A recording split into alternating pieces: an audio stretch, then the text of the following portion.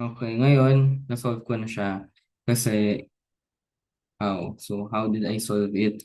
So, 0.25, di ko na distribute dito.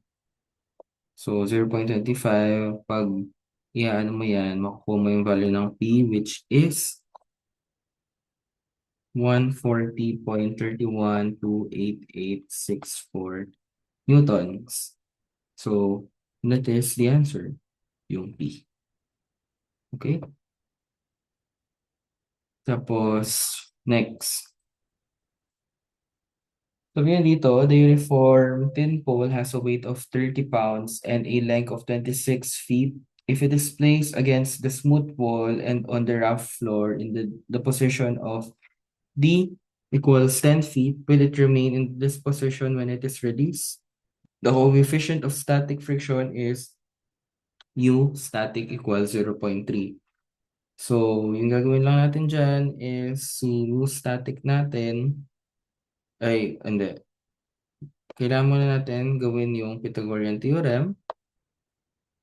So, Pythagorean theorem lang tayo. This one would be 26 feet. This one is 10 feet. And x would be, using Pythagorean theorem, square root of 26 squared minus 10 squared. At makukuha natin is 24 feet. Okay? Ngayon, yung weight ng ladder, nakalagay siya sa pinakagitna. Since center of gravity, diba? So, weight natin is 30 pounds. Tapos, meron rin tayong normal force here. So, normal force B at normal force A. Tapos, for the friction,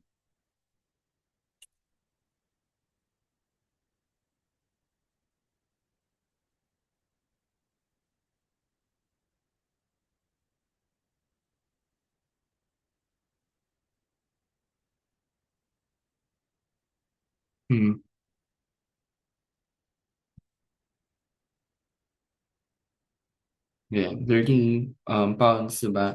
And this one is 10 feet. So, since 10 feet, nakalagay yan sa gitna, this one is 5. And this one is also 5. Okay? So, 5, 5 yan. Tapos, ano pa ba? Wala na, I guess. So, wala na punta here. Napunta to dito. So, mag-ano tayo? Moment at A. So, pag mag-moment at A tayo, maneneglect lahat ng mga nasa, ay, yung ano pala, yung friction force pala. Pag ganito. Okay? Bakit? Kasi, di ba, if we were going to visualize this, tapos, paano ba mahuhulog yung ladder? Di ba? Mahuhulog yung ladder by, kunyari, this one is ladder. Pag mahuhulog yung ladder, pag ganun siya, eh yung parang magiging force niya papuntang ganun. Di ba? So, therefore, yung friction natin, pa-opposite. Okay? Wala naman sigurong ladder na ano, 'di ba? Matutumba ng nakaganyan tapos bigla siyang mag-flip ng ganun. Unless siguro kung may earthquake, 'di ba? But still, yun. So, moment, so NB, the force multiplied by the distance, which is 24, tapos 30 rin, plus 30,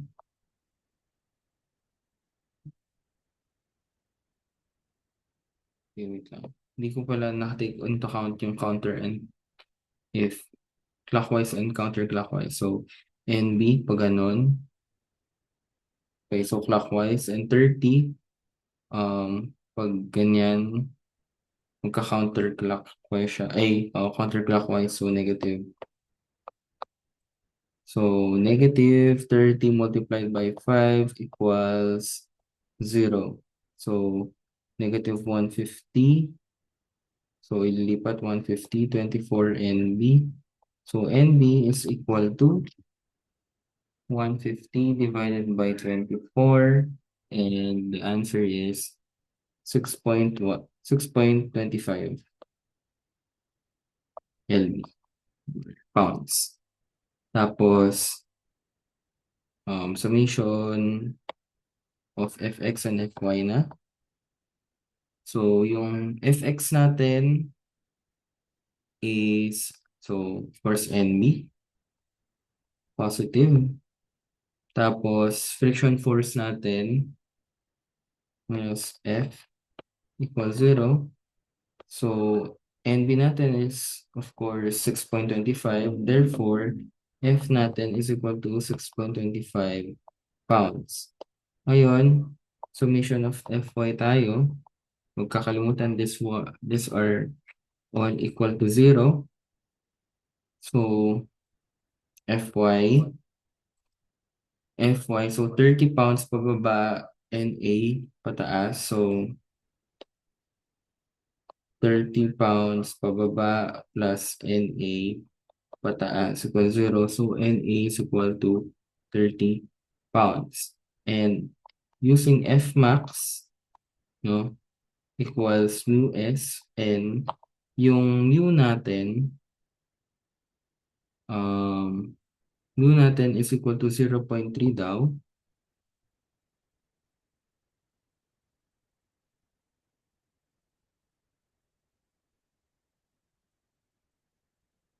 Tapos, wait lang, 0.3 multiplied by the normal force, NA, so 30. Since ito yung contacting surface, and it will be equal to 9 lb. And if we are going to compare the Fmax or the F and Fmax, we can see that yung Fmax is greater than the F. So therefore, this one will be static.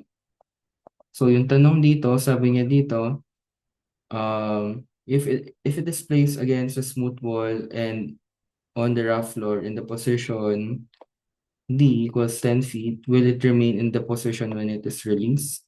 So therefore, since static to, therefore, yes, it will remain. Yun lang.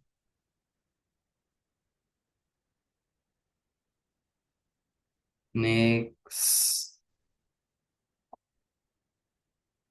Kaya pa ba to?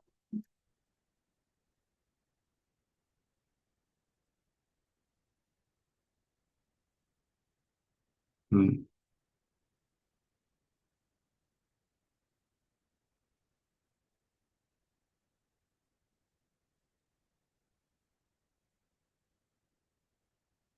Ano kayang, ano, siguro, it's either the two. Siguro ito na lang.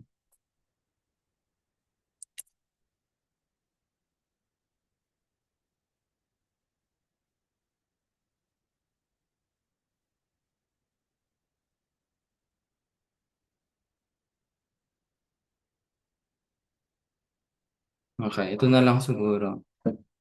So, FBD tayo kaagad. Hindi ko nasusulat yung required.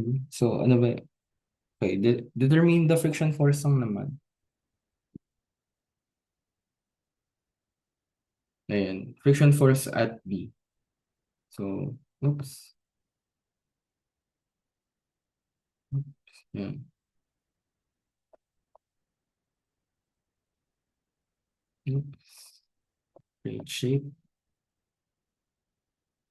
Oops, mali. Add shape.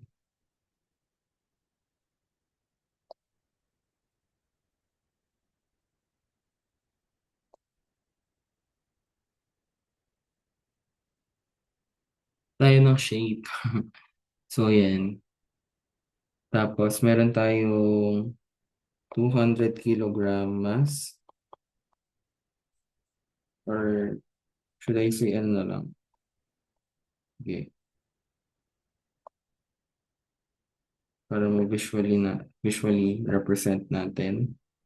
Ayan. Tapos, 90. Okay. Tapos, 200 kilograms. Okay, 200 kilograms multiplied by 9.81 pala.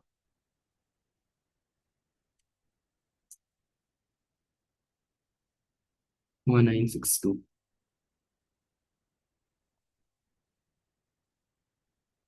1962 newtons yung weight. Tapos, ano pa ba? Meron tayong P.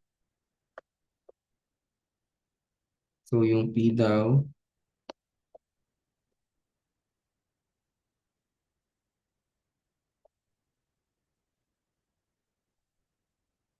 ay 800 newtons. Tapos, meron siyang radius.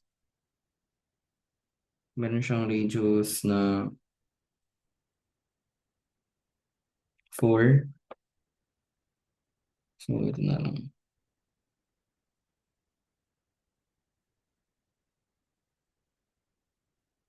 Ay 0.4.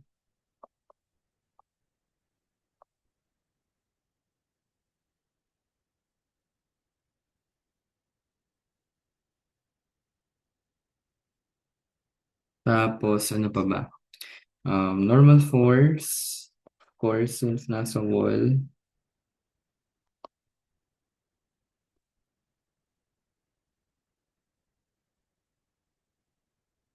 At normal force sa baba.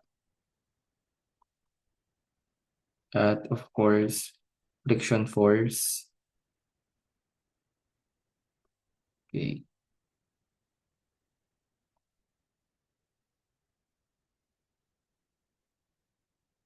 Okay.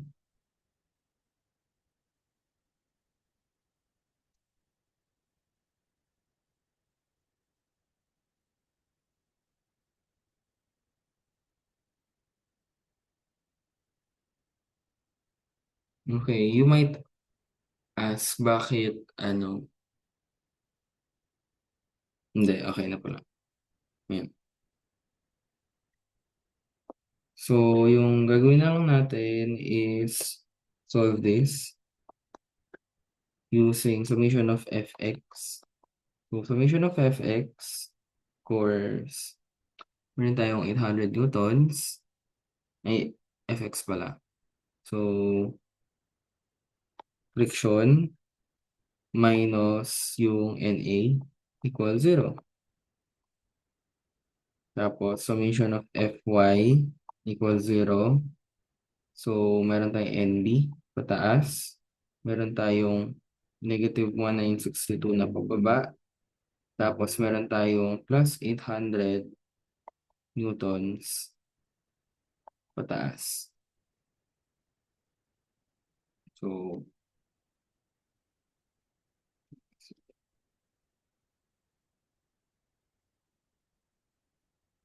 ito ay 1162. Tapos, pwede tayong mag-moment.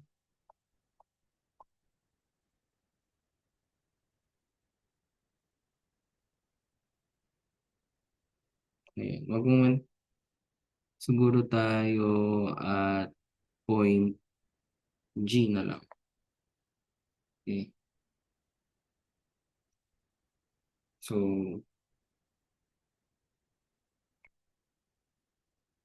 ayan, makita man naman natin here na yung distance ng rope from the point is 0.1. So, 800 multiplied by 0.1. Tapos, tingnan natin kung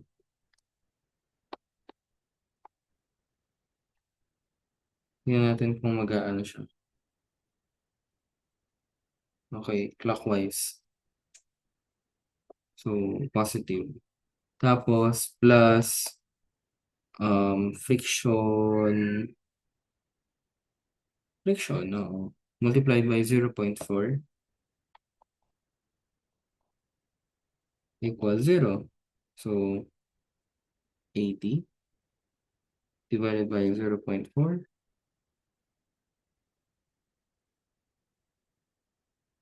Hindi, negative pa lang yan to kasi counterclockwise. Okay. Okay.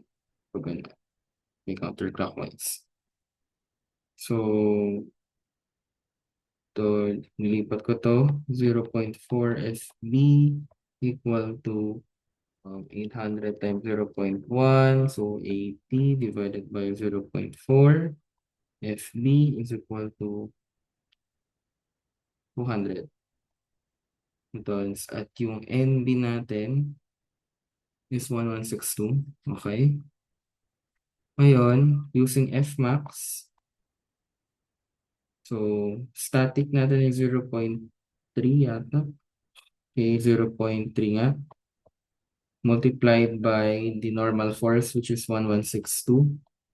So, 0.3 times 1162. Makuha natin 348.6 newtons. And Fmax is, ano ba yung F? 200. So, F is greater than Fmax. Therefore,